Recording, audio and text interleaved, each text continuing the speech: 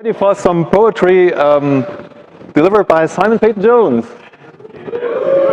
All right. Get going.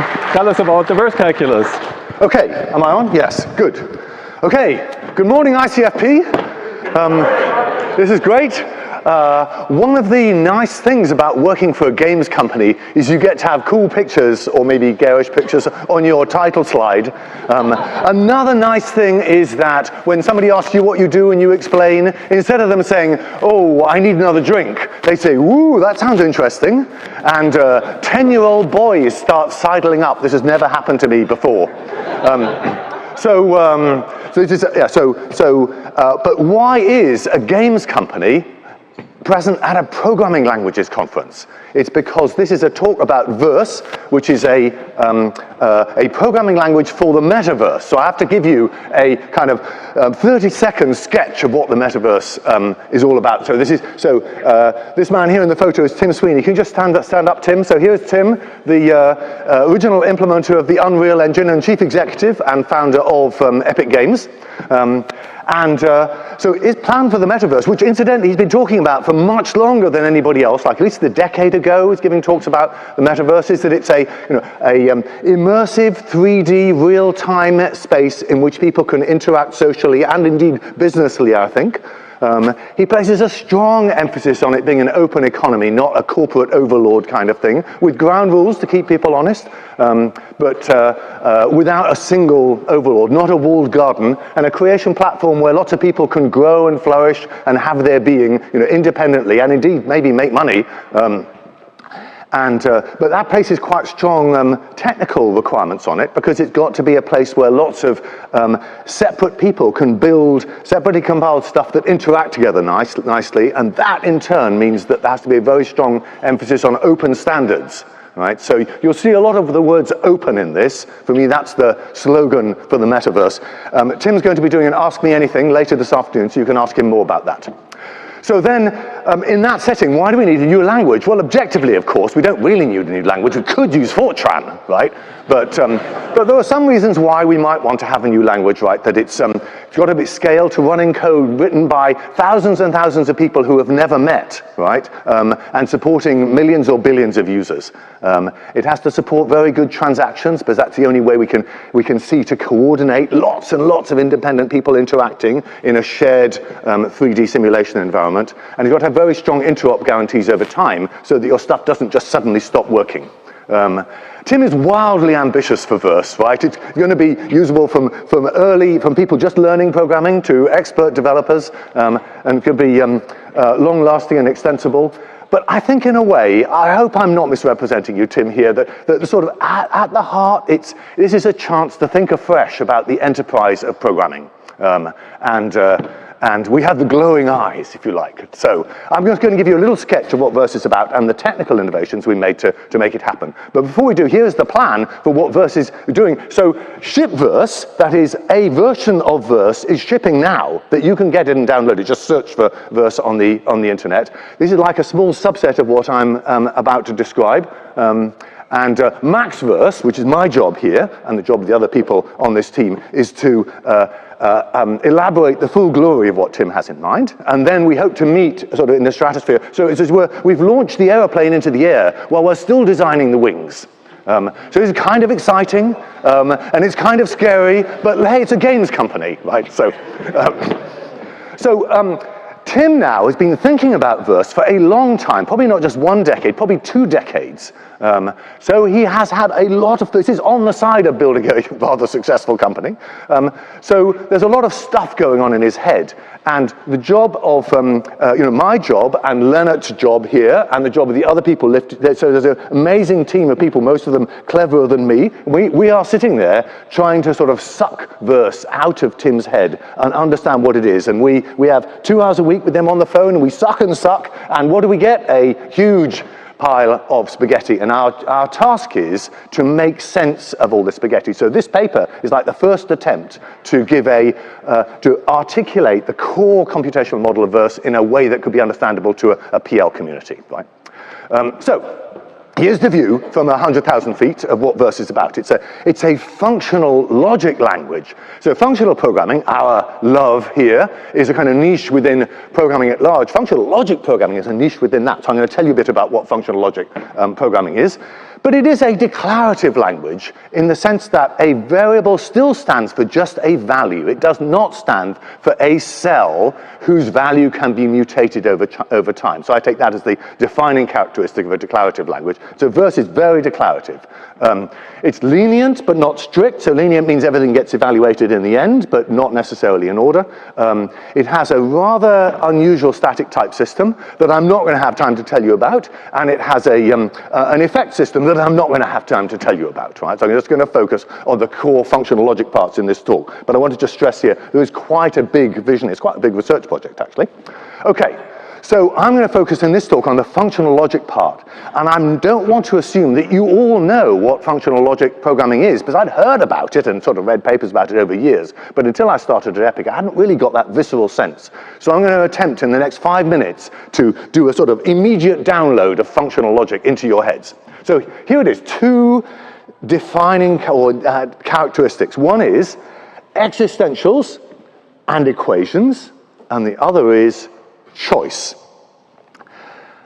Just as a side note, in this talk, I'm going to only show you the verse calculus, which we also call core verse. Kind of like, you might imagine that source verse is a fairly big language with plenty of syntactic sugar. And we're going to compile that down into a core calculus that is the main topic of the paper. So in the paper is informal about source verse and precise about core verse, or the verse calculus. In this talk, I'm going to be informal about core verse, and I'm not going to say anything about source verse, okay? So I'm just dialing it back a bit. It's a talk. Okay, so the bits you're going to see are really just this core verse thing. Don't think of it as the programming language we're going to present to users. Okay, so existentials and logical variables, what are we going to do? Well, in Haskell, if you say let x equal, you say let x equal e in something. So that does two things. It brings x into scope, and it gives it a value. Maybe not a value that's computed immediately, but you say right then what the value of x will be. Right, here it is.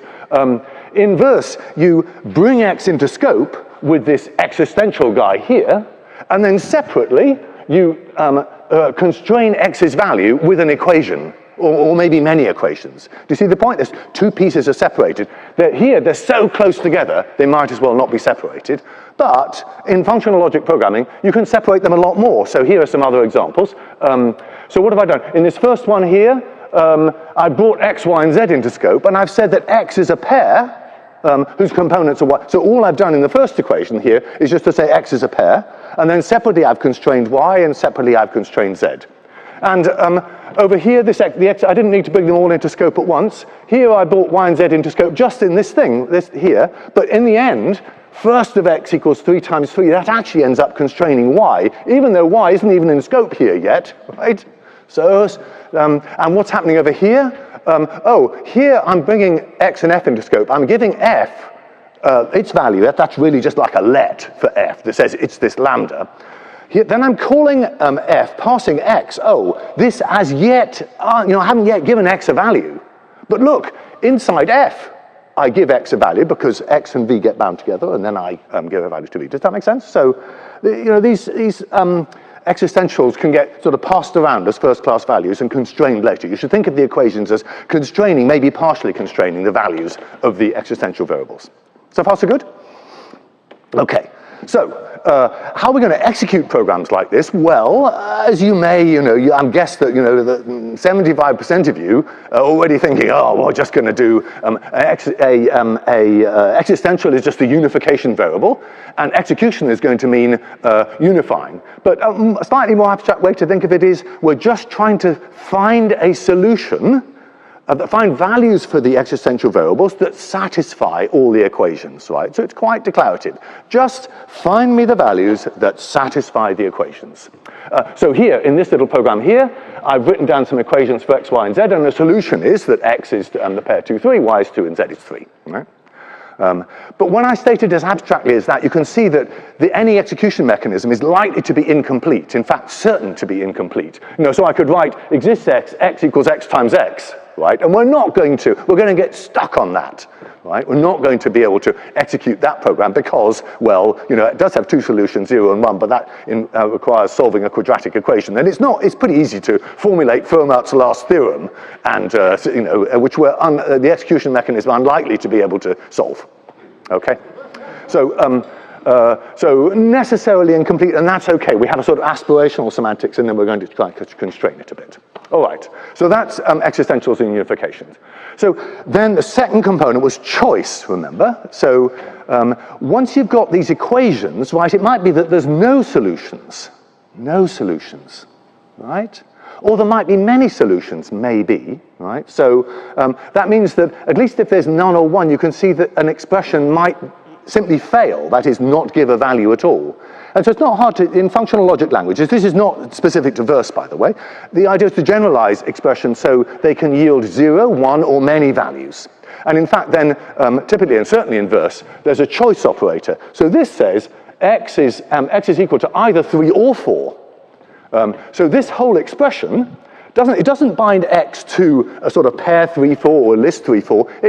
It's a bit like a list comprehension in Haskell. You can imagine it binding x to 3 and then binding x to 4, and then it returns, so the whole expression returns 4 or 5.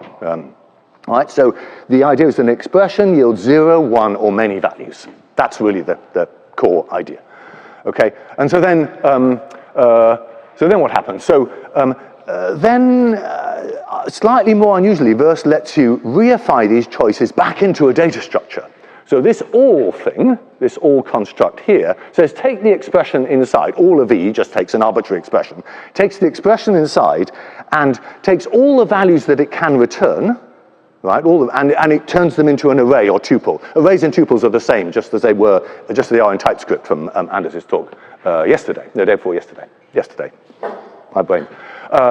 Okay, so what does that tell us? Well, this idea of encapsulating choice so that you can get all of the values returned by an expression, that is a little unusual in the functional logic area. Usually functional logic languages, this choice thing is at the top level, and you execute the program to give sets of bindings, right? This happens in Prolog. You run the program and it says, well, x can be 3 and y can be 4, or there's another possible solution, or another possible solution. So being able to reify the result into a data structure is foundational in verse, but slightly, but more sort of an extra in most functional logic languages. But it does forces us to do some things, right? If we're going to reify them into an array, it matters whether you get the array 2, 3, 4 or the array 2, 4, 3.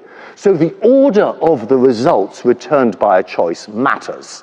Okay, so the best way to think of it is a verse expression returns 0 or more values, but a sequence of 0 or more values, not a set or a bag. Okay, good. So, and that's why we put deterministic in the very title of the paper, because this choice has a kind of pervasive effect on the language and makes it rather different to, say, curry. Okay, all right. How are we doing? There ought to be a way of... all right, so now, so core verse, here is the little calculus presented in the paper, and this is the whole syntax of it. It's quite small. You can see that it's a superset of the lambda calculus. Here are lambdas down here. They're head normal forms of values. Values, incidentally, include just variables, and an expression can be a value. So you can see that, and here's existentials, and here's choice, and here's one, and I haven't told you about one and all, and what else? And here's equations, which can occur on the left of a semicolon. Okay, so it's a small language, and this language is untyped, by the way. The whole static system I'm going to tell you about later. And so then we have to say, how do we give the semantics to this language? And plan A is, well, you look at a program and you try to figure out, and you say, oh, let's ask Tim, right? But this doesn't scale terribly well, so we really need plan B.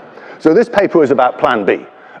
So there are various ways of giving the semantics of a programming language in the sort of ICFP space. One is operational semantics, right? Typically you have something like a heap and a stack and an expression or some code, and you have transition rules here. This is from Peter Sestov's paper. So a heap expression stack transitions to a new heap expression stack, small step operational semantics, progress and preservation, all of that stuff, which is great, but it's a bit low level for programmers. If you're trying to explain to a programmer what their program's going to do, this is not great. It's good for compiler writers.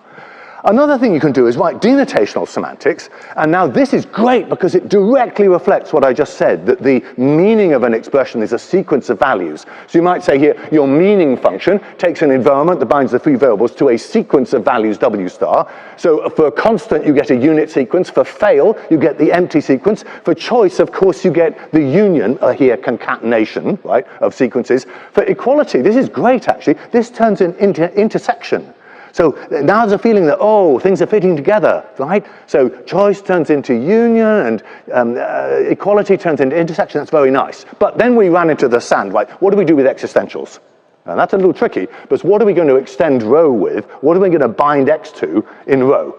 So I'm not going to go there because it's not part of the paper. There's a little appendix that sketches what we're doing, and Stephanie Wyrick is busy formalizing a denotational semantics for verse in Coq, based on work by Jeremy Seek and many colleagues on graph models for the lambda calculus. But I don't understand any of that. I'm not going to tell you about it today. Okay, so what we're going to do instead is use rewrite semantics. So this is what we do when we explained Haskell to programmers. We say, just rewrite the program. So what do? Here's your program, your Haskell program, foo'23. Here's the definition of foo, and you can imagine rewriting it in all sorts of ways, right? We might evaluate the 3 plus 2 to 5, and then we might inline foo, that's 5 times 5 plus 1, and then we might evaluate the 5 plus 5, and then we evaluate, so.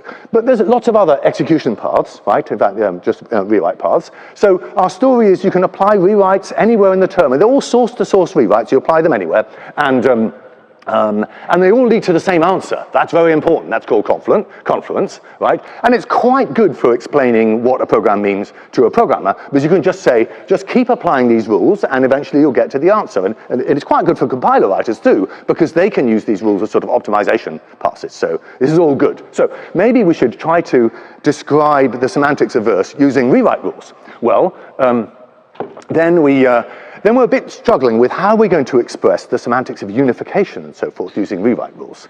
So that seems a little tricky, but we stand on the shoulders of giants, right? And here is this inspirational paper by Zina Ariola and Matthias Claessen and John Moraes, Martin Nadesky, Phil Wadler.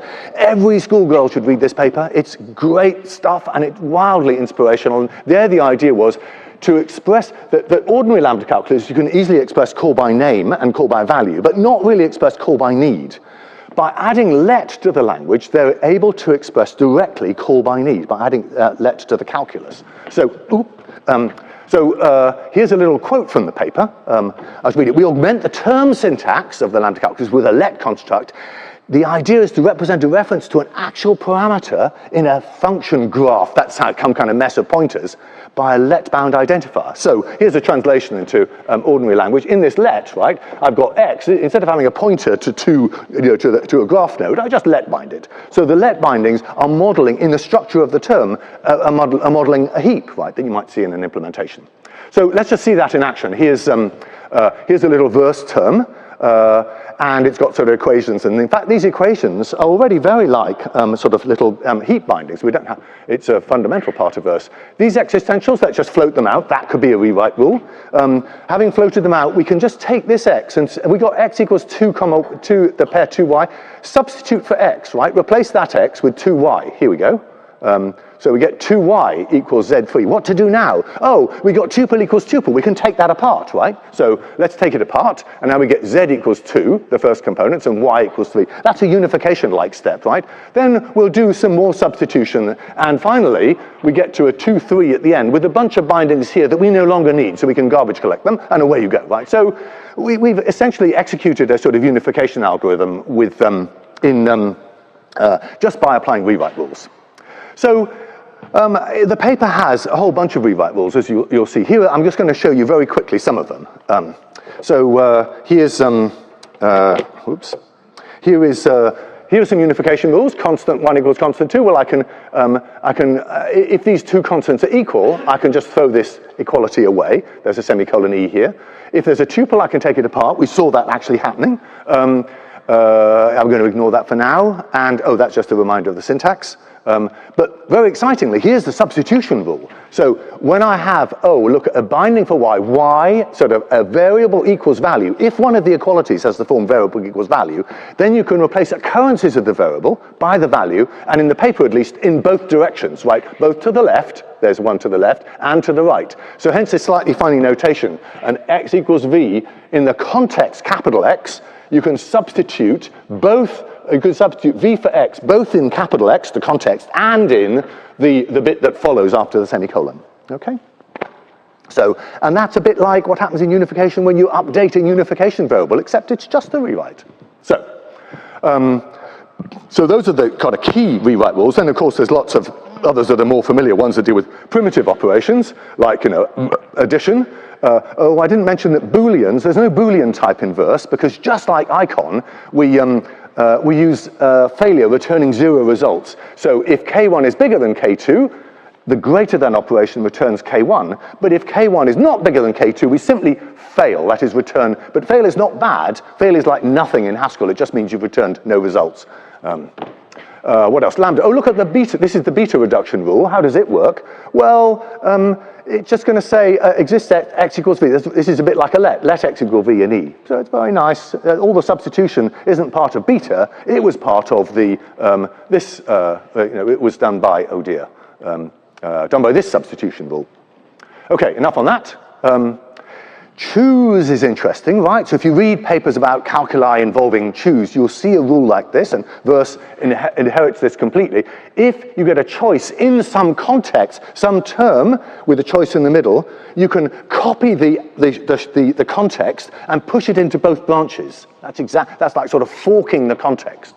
And so it has a very simple form here. You just duplicate the context CX in both branches. I have to say that this is not, in the thing in the paper, this isn't completely satisfactory, right? The choice rule has an additional SX thing I'm not going to describe now. I just want to say I see like this is a carbuncle on the face of a beautiful friend. Not really satisfying, but fortunately, we think we found a way to nail this, but it's not in the paper. So, truth in advertising, progress is being made, I hope. Okay. So here are all the rules, by the way. You won't be able to read them, but I just want to put them up here so as to give you the idea that there are a lot more rules than the lambda calculus, but there are not so many as to give you a heart attack. You could just about. Yes. Oh, there's a bunch of, did I talk about administrative reductions? No, I didn't. Why not? Here. These ones. There's quite a few normalization rules that are very like the ones in the Areola paper that move lets out of the way. These ones like, what does this say? On the left of a semicolon, I've got another semicolon. So I want to reassociate the semicolons. And so there's quite a bit of reassociating rules. That's exactly like what happens at Areola, okay? And you just need those to make this rewrite system work. But they don't get in the way. Yeah. Okay. We want to prove this confluent because different rewrite strategies should land in different places. But alas, it isn't, for very tiresome reasons, right? It's called the I call it the even-odd problem. It's sketched in the paper, and it means that terms can look syntactically different, but they are semantically identical. They are observationally equivalent. So in some ways, confluence is too strong a property. So solution one is just to restrict to a little sub-language that doesn't have that problem, and that's what we do in the paper. But we're working hard, specifically Guy Steele is working hard, on a proof of skew confluence, which is a slightly weaker property, perfectly adequate for our purposes, which we think does hold. So that's very much work in progress. Okay. So there's lots more to say. The paper that are not in the paper: mutable state, transactions, structs, classes, and a type system. But sadly, I do not. I'm just going to show you this slide, but I'm told I do not have time to tell you about it. So I'm just going to leave you with with takeaways, right? So we're actually trying to do all this crazy stuff. While the airplane is taking off, we are busy designing these wings, and the wings are pretty interesting and fun. It's kind of a wild ride, but the last thing to say is this is, Verse is an open project, right? It will the Verse compiler, as we produce it, will be an open source thing that you can all use and pull requests for, and we hope to have an open conversation with you. And publishing this paper is a sort of first step in that open conversation. And just to say, 5:45 today, right here in this room, Tim will be here for sort of Ask Me Anything. Come back, and then you can ask him sort of broader questions about Epic and the Metaverse and so forth. There you go. Thank you.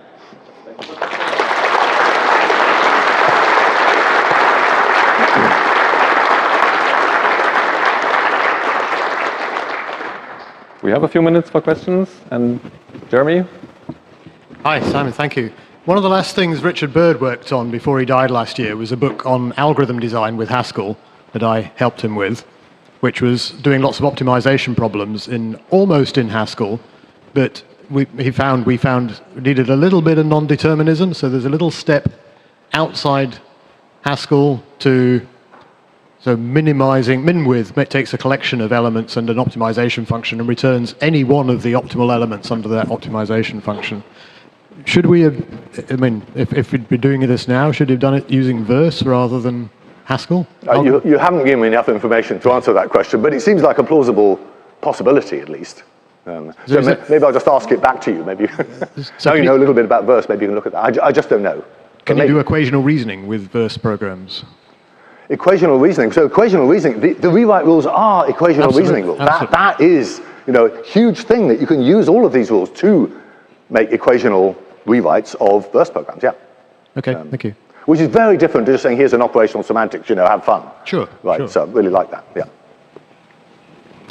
Please, can you please give your name? Nick Ryu, University of Pennsylvania. Thank you for a great talk. At the beginning of the talk, you gave us a slide about the grand vision of verse and all the scalable, extensible, transactional language that you want. Yeah. And then we sort of honed in on functional logic programming and choice and unification. So can you connect the two for us a little bit? How does functional logic programming take you to this sort of grand world? What is it doing for the programmer, and why is that the future that you want in your language? So I think if I'm honest, Tim, you can pick me up on this. I think that the functional logic bit is more to do with the last bullet on that slide that said a chance to look again at the entire enterprise of programming, right? I don't think we need functional logic programming in order to get transactional things or in order to make upward compatible programming languages. So there's quite a lot going on at once here, if you like. But I think this is a good question to ask Tim later this afternoon. Thank you, Simon. Thanks. What? Oad Kama, University of Edinburgh. Logic variables are a bit like reference cells, and you're allowing logical variables on functions. Can you get Landin's knot so you can express recursion even if you don't include recursion? So can you ask the last part? You said logical variables are like reference cells. A bit like reference cells. A bit. Yeah, read only and kind of monotonically. Yeah. And so? When you have reference cells for functions, yes, you can tie Landin's knot and get recursion if you don't put it in. So in the last slide, you kind of tried to roll out recursive functions to get some meta results. Are you sure you don't get Landin's knot and recursion via the back door there? Are you sure you don't get what? Landin's knot. Landin's knot? Backpatching, yeah. Oh, well, I don't know exactly what Landin's knot is, so I guess I'm not sure. Okay, we can take it offline. But I'll take issue with, so unification variables are maybe a little bit like reference cells, but reference cells usually think as changing their values over time, and unification variables do not. They denote one value that we don't know yet. Right, and that's a very big difference. You get to know more of it as time goes by. Yeah, you get to know more as time goes on. And you might get like a longer chain of expressions. But really, I think as a programmer, you shouldn't really think so much about that. You should think of the value it has. The implementation develops Let's take it offline.